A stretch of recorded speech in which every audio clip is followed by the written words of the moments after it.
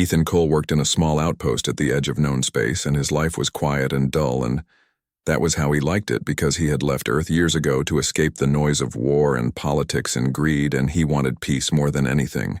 But peace never stayed for long in places like this, and that night he sat in the control room drinking cold coffee and watching the radar when the alarm started to flash, and he frowned and tapped the screen because it showed an unknown object entering orbit around the planet.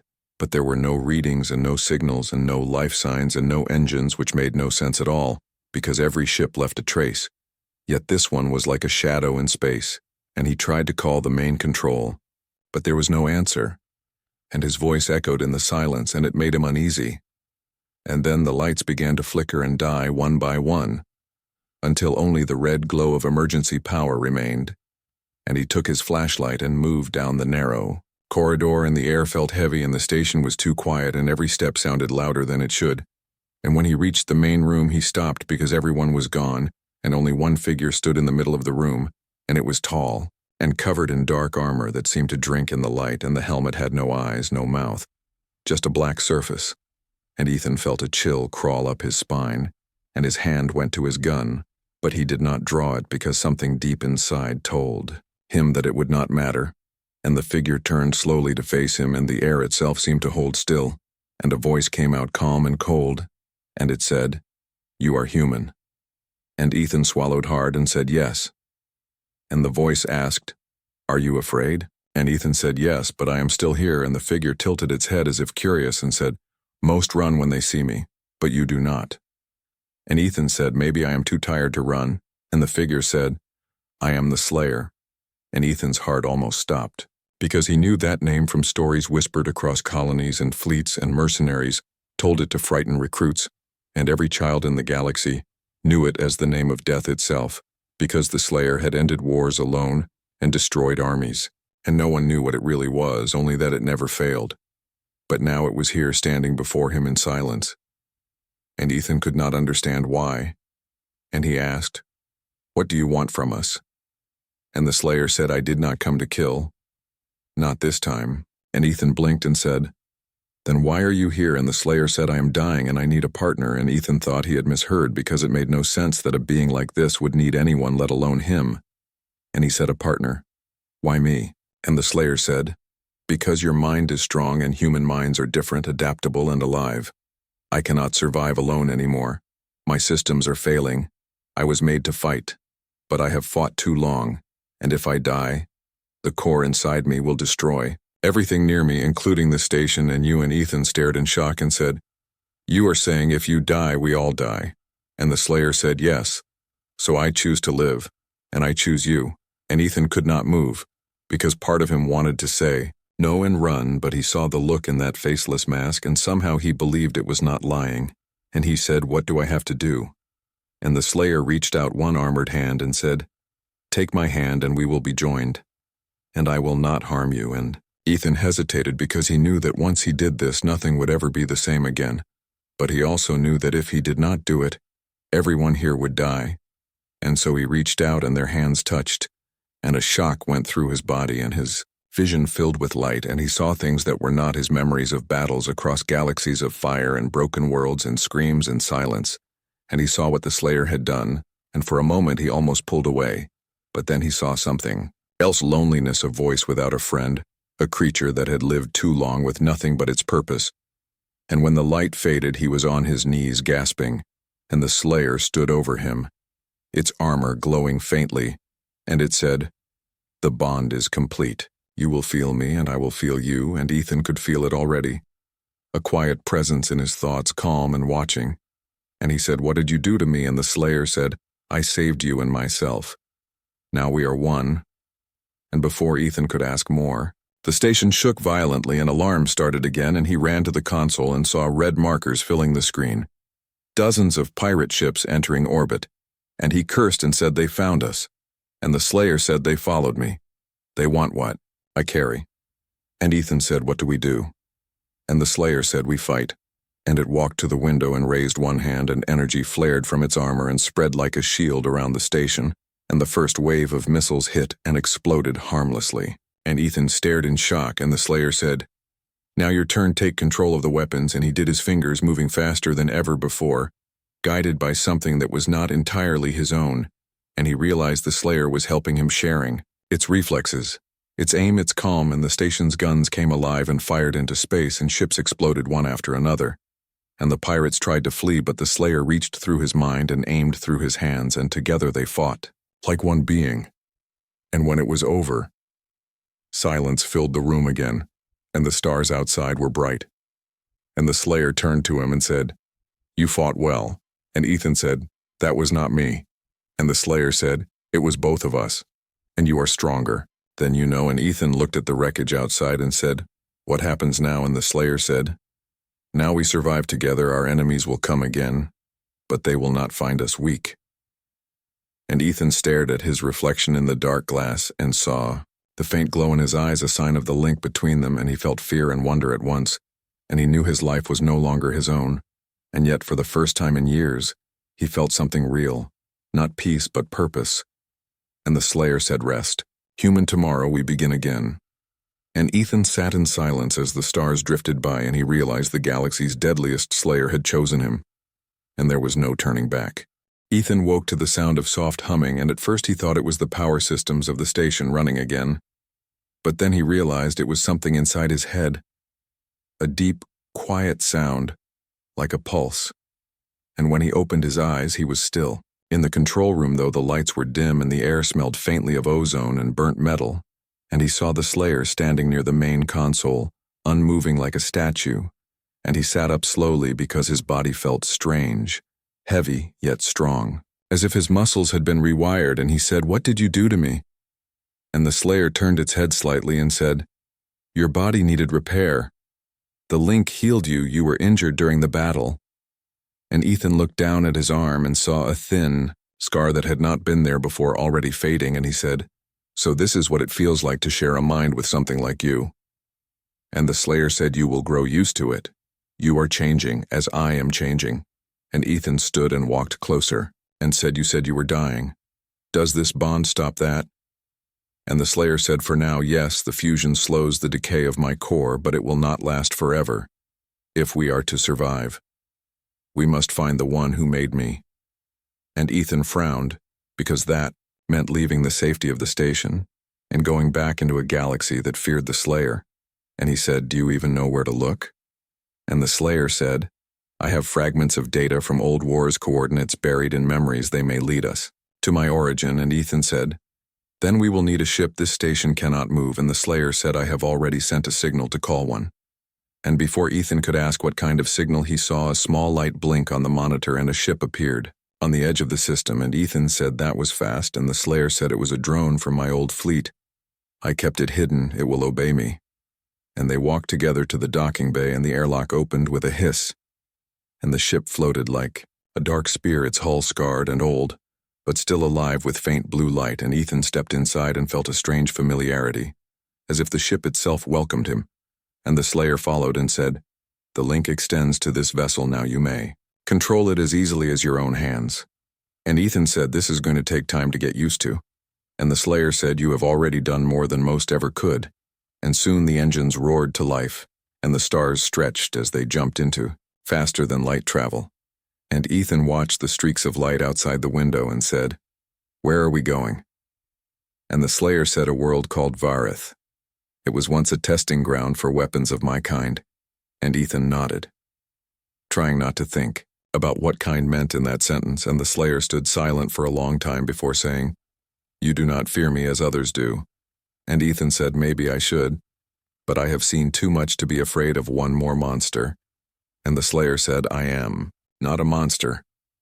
And Ethan said, "Then what are you?" And it said, "I am a creation of war. Nothing more, nothing less, but you humans see more than function, you see purpose. That is why I chose you." And Ethan said, "Maybe purpose is all we have left." And silence fell again as the stars shifted and time passed without meaning. And Ethan began to understand that the bond between them was not only in words. He could feel what the Slayer felt, not in thoughts, but in impressions. Cold reason and deep sorrow buried under layers of memory, and he sometimes caught flashes of its past battles that made his heart race, but he forced himself to stay calm And one day as they neared their destination, the Slayer said something is wrong, and Ethan checked the sensors and saw a group of ships waiting near the planet, and he said, "Those are military, not pirates." And the Slayer said, "They are from the Syndicate. They want to capture me and they will kill you to do it." And Ethan said, "Then we fight again." And the Slayer said, "Not this time, we must hide." And Ethan felt the ship move on its own, guided by the Slayer through a field of asteroids, and the hunters followed, firing bright beams that cut through space, and Ethan gripped the controls, his hands moving almost by instinct as he dodged rocks and debris, and he said, "You could just destroy them." And the Slayer said, "No. Too much attention. We need to reach the surface unseen." And with a final burst of energy, the ship dove into the atmosphere of the planet, and the heat flared against the hull, but the shields held, and they landed in a canyon hidden from orbit. And Ethan stepped outside, feeling real ground under his boots for the first time in months, and the air was dry and red dust swirled around them. And he looked up at the sky and said, "It feels dead here." And the Slayer said, "It was once alive before my kind came." And Ethan saw ruins scattered across the valley, broken towers and shattered machines, and said, "This is where you were made." And the Slayer said, "Yes, though. I remember little, the memories were locked away after the war." And Ethan said, "Maybe we can find something to help you." And they began to walk among the ruins. And as they did, Ethan felt the link pulse again, stronger than before. And he heard faint whispers, not from the Slayer, but from something deeper, as if the planet itself remembered, and he said, "Do you hear that?" And the Slayer said, "Yes, the echoes of the core that built me." And they reached a dark chamber half buried in sand, and inside stood a single black pillar covered in symbols, and the Slayer placed its hand on it, and the symbols lit up with pale light, and it said, "This is the source, my beginning." And Ethan said, "Can it help you?" And the Slayer said, "It can end me or save me depending on what I choose." And Ethan said, "Then choose life." And the Slayer said, "You speak as if it is simple." And Ethan said, "Maybe it is sometimes." And suddenly the ground shook and the air filled with a deep rumble. And Ethan turned and saw shapes moving above the canyon, Syndicate troops descending on jets, their weapons glowing. And he shouted, "We have to go." And the Slayer said, "Not yet." And it reached into the pillar, and energy burst through the room, filling everything with light. And Ethan covered his eyes, and when he looked again, the Slayer's armor was changing, glowing brighter, smoother, more alive. And the pillar cracked and crumbled. And the Slayer said, "The core is gone, but I am renewed." And Ethan said, "Then move, before they trap us." And they ran through the ruins while beams of light cut through the dust and explosions followed. And Ethan fired at the soldiers with a rifle from the ship, and the Slayer moved like a storm, cutting through metal and armor with ease, and together they reached the canyon, and the ship rose to meet them. And as they lifted off, Ethan looked down at the burning ruins and said, "Was it worth it?" And the Slayer said, "Yes, because now I remember who I was.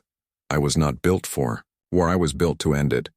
And Ethan said, "Then maybe we can still change what comes next." And the Slayer said, "Maybe if we live long enough to try." And the ship rose through the clouds, and the stars returned above them, and somewhere far away, the Syndicate ships regrouped to chase again, and Ethan leaned back in his chair, breathing hard, and said, "This is getting worse." And the Slayer said, "It has only begun." And though he was afraid, he felt the same fire as before, because he knew that whatever came next, he would not face it alone. Ethan sat in the cockpit watching the stars move past in long white streaks as the ship drifted through faster than light space, and the hum of the engines mixed with the faint pulse of the link in his mind, and he could still feel the presence of the Slayer, quiet but never gone, like a second heartbeat, always there in the background. And sometimes he thought he could hear faint words, though he knew they were not words, only thoughts that had no sound. And he said quietly, "You are too quiet." And the Slayer answered, "I am thinking." And Ethan said, "About what?" And the Slayer said, "About what comes next, because the Syndicate will not stop, and now that I am awake, they will hunt us harder." And Ethan said, "Maybe we can hide somewhere far away." And the Slayer said, "No, hiding will not help. They will find us, and they will use you against me unless you learn to fight as I do." And Ethan turned in his chair and said, "I am no soldier. Not anymore." And the Slayer said, "You became one the moment you took my hand." And Ethan sighed because he knew it was true, and said, "What do you want me to do?" And the Slayer said, "I will teach you not how to kill, but how to survive. Because soon we will face something far greater than the Syndicate. Something that was made to end all life. If it wakes, the galaxy will burn again. And Ethan felt a chill and said, "What are you talking about?" And the Slayer said, "The architects, the ones who made me, they left behind more than weapons. They left machines that think without mercy. And one of them is still active, hidden in deep space." And Ethan said, "So that is where we are going." And the Slayer said yes to stop it before it wakes. And Ethan leaned back, closing his eyes, because he could feel the weight of what that meant, and he said, "Why me? Why did you choose me?" And the Slayer said, "Because you feel what others do not, you question, you doubt. And doubt is what keeps life alive." And Ethan smiled weakly and said, "That is a strange reason." And the Slayer said, "Perhaps, but it is enough." And time passed as the ship moved through the endless dark, and they spoke little, though their minds were never silent. And sometimes Ethan saw flashes of the Slayer's past battles, burning worlds, falling ships, endless screams, and he felt sadness that was not his own. And he began to understand that under the armor was not just a weapon, but something that had once cared for life, before it learned to destroy it. And then the ship slowed, and the stars returned to normal. And before them was a dead system, a dark star surrounded by broken moons and shattered metal. And Ethan said, "What happened here?" And the Slayer said, "This was one of the first wars I fought, the day I learned what I was and the day I killed those who made me." And Ethan stared at the silent debris and said, "You killed your creators." And the Slayer said, "They gave me no choice. They wanted to use me to wipe out whole races. I refused, and they called me a failure, so I ended them." And Ethan said, "Maybe you were right to do it." And the Slayer said, "Perhaps, but I have lived with it since."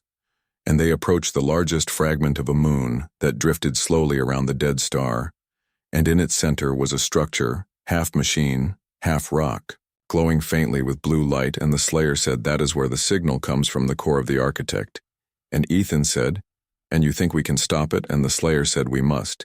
And they landed near the structure and stepped out, and the airless void around them shimmered with a thin shield of energy. And Ethan walked carefully, his boots touching dust that had not moved for centuries. And he said, "It feels like walking on a grave." And the Slayer said, "It is one." And they entered the structure through a broken gate, and inside were long halls lined with dark glass, showing faint shapes inside, human and alien alike, trapped in stasis. And Ethan shivered and said, "What is this place?" And the Slayer said, "A vault of experiments. The architects tried to merge life and machine, but none survived." And Ethan said, "How are you different?" And the Slayer said, "I did survive, and that was my curse." And they reached a great chamber where a huge sphere floated above a pit of light, and it pulsed slowly like a sleeping heart. And Ethan said, "That is it, isn't it?" And the Slayer said, "Yes. The architect core, if it wakes, it will rebuild everything I destroyed." And Ethan said, "Then how do we stop it?" And the Slayer said with pain, "Because I must connect to it and end its power, but that will destroy what is left of me." And Ethan said, "No, there has to be another way." And the Slayer said, "There is not. I was made to end wars, not survive them." And Ethan took a step closer and said, "You told me we were partners, that means we find another way together." And the Slayer was silent for a long time, then said, "Perhaps there is one. If our bond is strong enough, we can overload the core by joining our energy, but it will hurt you as much as me." And Ethan said, "Then we do it." And the Slayer said, "You would risk your life for this." And Ethan said, "If we fail, the galaxy dies. So yes." And the Slayer said, "Then hold out your hand." And he did, and their hands touched, and energy surged between them, brighter than before. And Ethan felt his body shake, and the link burned like fire in his skull. And the Slayer roared in silence, and the sphere above them began to crack, lines of light spreading through it. And the ground trembled, and Ethan felt as if his heart was being torn apart, but he refused to let go. And he shouted inside his own mind, "I am not letting you die alone." And the Slayer said, "Then neither am I." And the light burst out in a wave that tore through the chamber, and when it was over, everything was quiet. The sphere was gone, only dust remained, and Ethan was on the floor gasping. And the Slayer knelt beside him, armor smoking and dim, and it said, "It is done." And Ethan said, "Are you alive?" And the Slayer said barely, "But I will endure." And Ethan smiled weakly and said, "Then we won." And the Slayer said, "For now," and helped him to his feet and said, "You have changed, human. Your mind is stronger. Your body adapts." And Ethan said, "Maybe it is your influence." And the Slayer said, Or maybe it is what you were meant to be. And they walked back to the ship, and as they left the broken moon behind, Ethan looked at the stars and said, "What happens next?" And the Slayer said, "The Syndicate will come, and the galaxy will know that I live again, but they will not know that I am no longer alone." And Ethan said, "Let them come, because this time they will face both of us." And the Slayer said yes, and together they disappeared into the endless dark once more. Ethan woke to the quiet hum of the ship drifting between stars, and for a moment he thought he was back on Earth, safe and alone. But then the voice of the Slayer filled his mind, soft and calm, saying, "You dream again." And Ethan opened his eyes and said, "I dream of places that do not exist anymore." And the Slayer said, "Memories are the only things that cannot be destroyed, not even by time or war." And Ethan sat up and looked through the glass at the blue light of a distant nebula and said, "Where are we going now?" And the Slayer said, "To the edge of Syndicate space. I felt a signal there, one that knows my name." And Ethan frowned and said, "You think someone remembers you?" And the Slayer said, "Yes, but not as friend." And Ethan said, "Then we should be ready." And the Slayer said, "We are always ready. But readiness does not mean safety." And the silence that followed was heavy, as if both knew that something was coming that would test everything they had become since the day they met. Hours passed, and Ethan trained in the small bay of the ship, his hands moving through patterns the Slayer had taught him, not about killing but about feeling the flow of energy that connected them. And the Slayer watched from the wall, its armor gleaming faintly, and said, "You learn fast." And Ethan said, "Maybe because I have no choice." And the Slayer said, "Choice is what makes us strong."